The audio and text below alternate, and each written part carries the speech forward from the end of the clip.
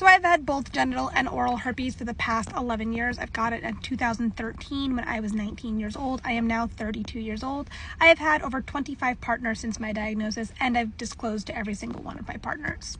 To my knowledge, I have not transmitted the virus to one of my partners. That being said, not everyone has gotten tested while we were together or even after we stopped dating. A while ago, when I first started this account, I did send a survey to around 20 of my exes, asking them a bunch of questions. And one of the questions I did ask was, did you get tested after we broke up, being you knew I had an incurable STI? And around 50% of them came back with they'd never had symptoms, so they never bothered getting tested. So that being said, I could have technically transmitted it to someone and they're asymptomatic carriers. I don't know. A lot of the partners that I slept with never gotten tested for herpes prior to being with me, so I don't even know if they had it prior to being with me. I will give the caveat that transmission from vagina to penis is less than penis to vagina, so I only ever slept with people with penises. Therefore, the risk of transmission was lower than the other way around. If you look in the link tree in my bio, there is a document called How to Lower Transmission to a Partner. It has a bunch of information on there on how I help prevent transmission, as well as cited sources as to why these methods work.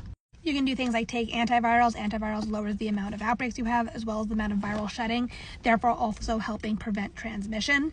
You can also do things like wear condoms. Condoms are not 100% effective, but they do protect the area that is covered by the condom, so that is also helpful. You could also learn what your prodrome symptoms are, or when you're virally shedding. Sometimes there are some invisible signs and symptoms that only you can feel as someone who has herpes. So for me, it's tingling sensation in the skin area that I usually get my outbreak, as well as lower back and leg pain. That's a huge one for me. For my oral herpes, I get a tingling sensation before I get an outbreak, so I know to avoid having sex during those times. I also know to avoid having sex when either I'm feeling under the weather or when my partner is feeling under the weather. When I'm feeling under the weather, I'm more susceptible to viral shedding as well as having an outbreak, so I don't want to have sex while that is a higher chance. I also avoid having sex when my partner is feeling under the weather, because if their immune system is low and I'm virally shedding, they're more susceptible to getting herpes. The most important thing is open and honest communication. If you disclose to your partner and they are okay with the fact that you have herpes and they accept that risk, you should still do everything in your power to still prevent transmission, but that person is an adult and that person is on the understanding that, hey, this could happen, I could transmit it to you, but I'm okay with that. And of the 25 partners that I slept with, most of them did not care at all. They were all completely okay with it. They understood the risk. They understood that I was going to do most of the things in my power to prevent transmission, and that was that.